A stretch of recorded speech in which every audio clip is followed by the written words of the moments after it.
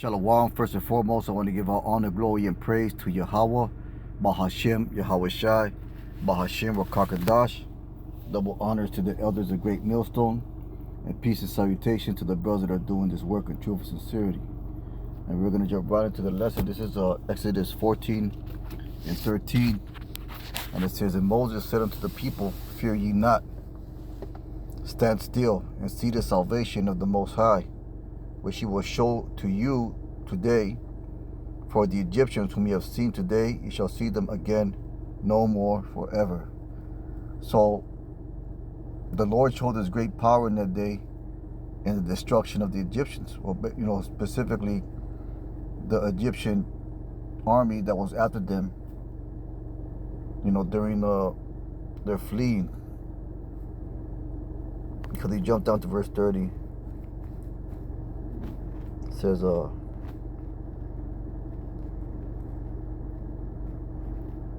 says, that the Egyptians basically, they went to chase, the Israelites.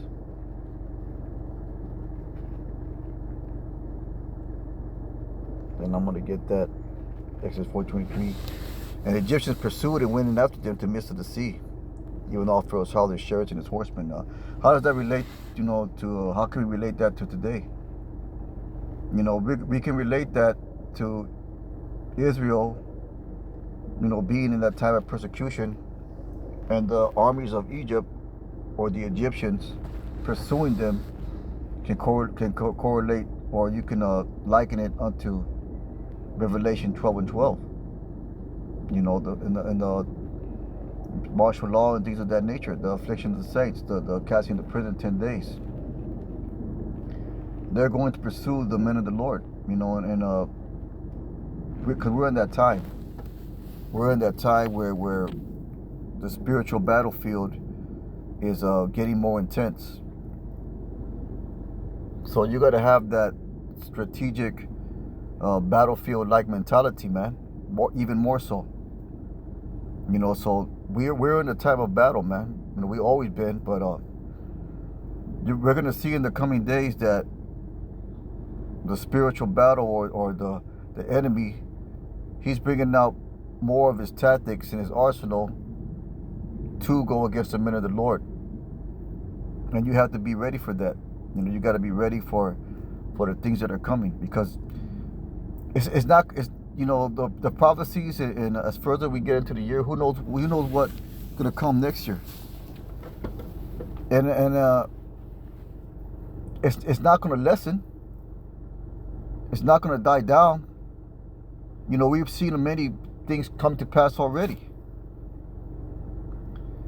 So it's just gonna intensify, man. So that just got to put you in a more prepared, vigilant state of readiness and alertness mindset, state of urgency mindset, as far as your walk and your battle against the enemy. So let's go ahead and get this once again. It says,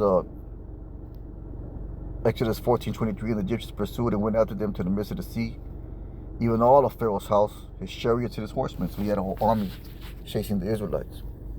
And it came to pass in the morning watch, the Lord looked into the house, told the Egyptians, the host means army, through the pillar of fire and the cloud, and troubled the host of the Egyptians,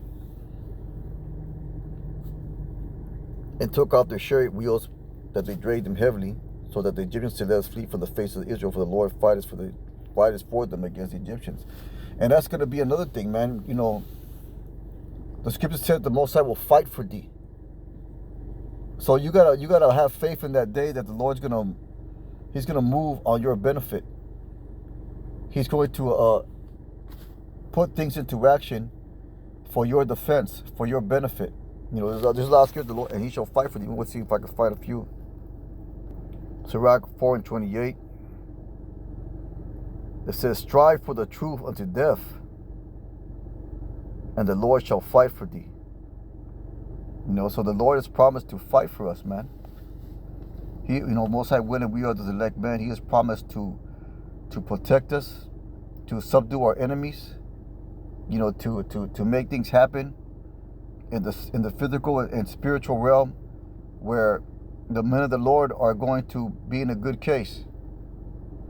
They're gonna enforce the laws of of martial law. You know, they're going to force laws that regulate and control food and substance and supplies and water and all the essentials for life.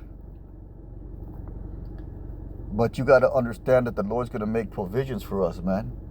You know, He's done it to the men of the Lord before. He's going to do it again. Let me get that picture. Spoke about that.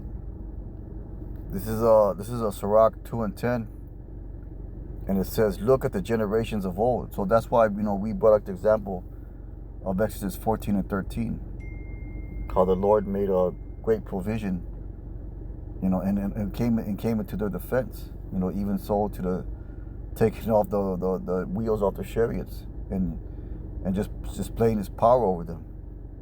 You know, so that's why we brought out that scripture, because he's gonna do the same thing again. It says Sirach 2:10, "Look at the generations of old and see, did ever any trust in the Lord and was confounded? Or did any abide in His fear and was forsaken? Or whom did He ever despise that calleth upon Him? For the Lord is full of compassion and mercy, long-suffering and very pitiful, and forgiveth sins, and save us in the time of affliction." And that's what we're coming into, man. We're coming into a time of affliction. And we're coming into a time of a spiritual battle. And we're coming to a time where this devil is going to throw his tantrum, because he knows that his birthright is not going to get back, and his rulership is expiring. And in doing so, he's going to come down in great wrath upon basically the Israelites, and especially the men of the Lord. And that's why you can't be of a fearful heart, man. You got to be of a warlike mind state. Sirach 2:12 said, "Woe be to the fearful hearts and faint hands." You know, that's speaking of weakness. But you can't be a spiritually weak man. You got to have a spiritually strong spirit and mentality. Woe to the fearful hearts and faint hands, and the sinner that goeth two ways. And that's going to be the mindset of a lot of people. They're going to be scared.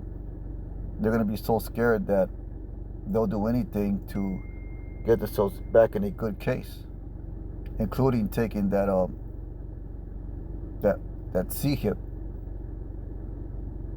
It says, "Woe unto him that is faint-hearted if he believes not." And that's what they're gonna be, faint-hearted, man. They're gonna give up, because they never had faith to begin with. That's why Yahushua said, "When I come shall I find faith upon the earth." The only men that are gonna have faith upon the earth are gonna be the elect and the 1/3. It said, "Woe unto him that faint-hearted if he believes not, therefore shall not be defended." See that?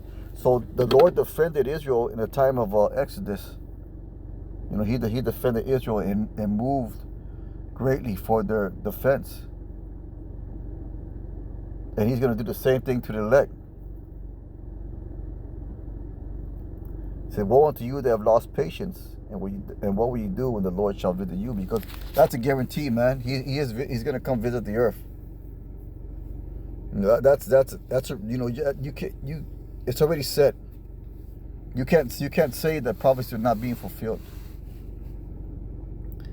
It said, "They that fear the Lord will not disobey His word, they that love Him will keep His ways. They that fear the Lord will seek that which is well pleasing unto Him, and they that love Him shall be filled with the law." So let's go ahead and get Numbers 14 and 9. We'll go back to Exodus once again. It says that Moses said unto the people, "Fear you not, stand still and see the salvation of the Lord," because that's what He's coming for, salvation of the elect, which He will show to you this day, and we're going to get to see it.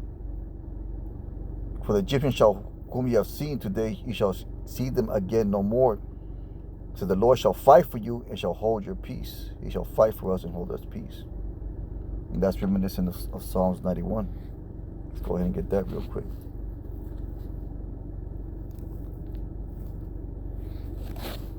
It says, he's a strong tower, man. Let's see, where's that scripture I want to get?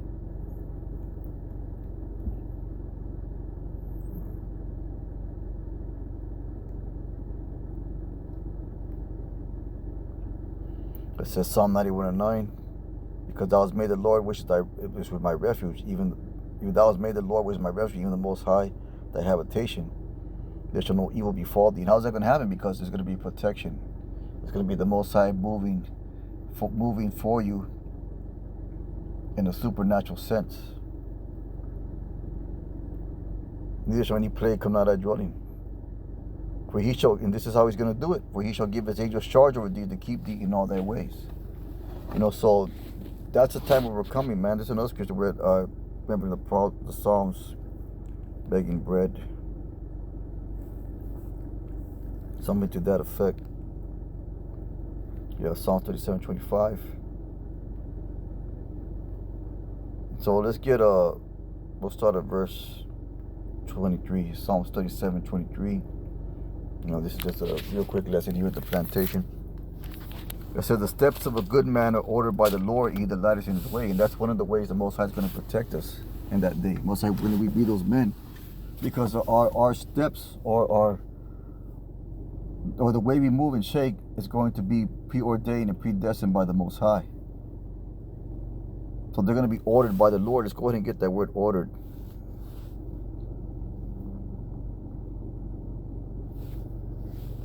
Let's see the word ordered. Firm, still, be established, to be set out, to be established, be firmly established, to be fixed, securely determined, to be erected aright, to be steadfast, prepared, be ready, prepared to range, be settled. So it's already arranged, man. It's already set up. Whatever course of action the Lord wants you to do, you're going to run that course of action because your steps are going to be ordered by the Lord. It says, though he fall, he should not be utterly cast down, for the Lord upholdeth his hand. So that doesn't mean that, it's going to be a walk in the park, so to speak. There's going to be the trying of faith, and there's going to be a bumpy road, so to speak. There's going to be a lot of things going on that's going to scare you in the flesh. But that's why we have to remember the times of old, going back to Exodus the 14th chapter, the salvation of the Lord, to the Israelites, the pursuing of the enemy, just like he's going to do in this day and age. It's gonna be a close call, so to speak. It might seem like a close call. It might be times where you don't think you're gonna make it, and then all of a sudden the Lord has it that you make it by supernatural reasons. You're gonna be praising the Most High, man. You're gonna be a Kahala Yahweh Shem Yahushai, man, because it's gonna be that great. It's gonna be that great when He shows His power. Well, I'm going to keep on reading this. It said, though he fall, should not be utterly cast down, for the Lord uphold his hand. There's going to be a divine protection, to the men of the Lord in the 1/3. And of course, there's going to be men that's going to be set up to be waters, and even their lot is glorious as well, even more so. That's glory right there, man. To die for the name of Yahweh Shai. Scripture says, greater love has no man that he died for his friends. That's what Yahweh Shai said, That's following example of Yahweh Shai. So there's no greater glory than to be a martyr, man. It depends on what our lot is. It says, though he fall, he shall not be utterly cast down, for the Lord upholdeth him with his hand. I have been young and now am old, yet have I not seen the righteous forsaken, nor seed begging bread. So that mercy is going to also extend to our seeds as well. So you got to take great comfort in that, man. And you are going to take comfort in that, because the times are going to be very drastic. Make no mistake about it, man. Just because you don't see nothing going on today, or this particular moment in your neck of the woods, 9/11 proved that shit can change overnight. Those are calamities. Those are disasters planned by the elites, ultimately by the Lord, to bring about certain situations. And what makes you think that He's not going to do it again? So be prepared and for these things to happen, man. Be prepared and be of the right mind state, where the Lord's not going to forsake those who fear and obey Him. It says, He is merciful, lendeth his seed, and lendeth, and his seed is blessed. Depart from evil and do good, and dwell forevermore. For the Lord loveth judgment, and forsaketh not his saints. See that? He's the Lord not going to leave you out in the cold, man. It might seem that way. It seemed that way to Yahweh Shai. For the moment, Yahweh Shai felt forsaken. He felt in a very desolate place. So if he went through those things, What makes you think that we're not? But yet he maintained his faith and integrity. Same thing with Job. That's why we read out the scripture. Remember the days of old, man. Remember the former times. You know, these are things written for our edification. Let's go ahead and get that, the former times. That's why it's important to study the great works of the scriptures, man. The great salvations the Lord, you know, show forth to his people, because that's going to happen again. Hebrews 10:32. It says, call to remembrance the former days in which you are illuminated your great light. That's not the one I want. There's another one. Let's see if I can find it.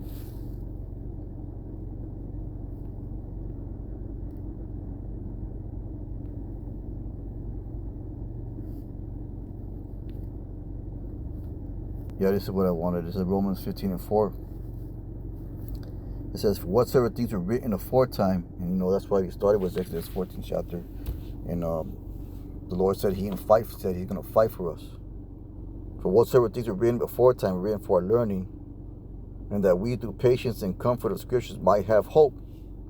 So you know that's why it's important to study these great historical events that the Lord did in part and in favor and in mercy and in salvation for our people. You know, He fed them, you know, He was with them through the most drastic of situations, the most desperate of times. They were never forsaken.